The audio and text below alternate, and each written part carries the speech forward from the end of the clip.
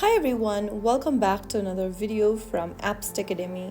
Today in this video we will be learning how to change notification sound in Viber application. To change your notification sound in Viber, first of all, open up the Viber application on your device. From the home page, tap on More at the bottom right corner. Inside the More menu, click on Settings. From the Settings menu, find and tap on Notifications.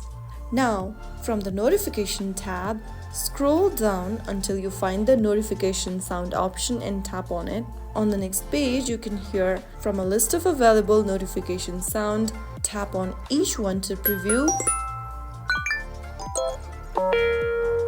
After you do that, you can get back.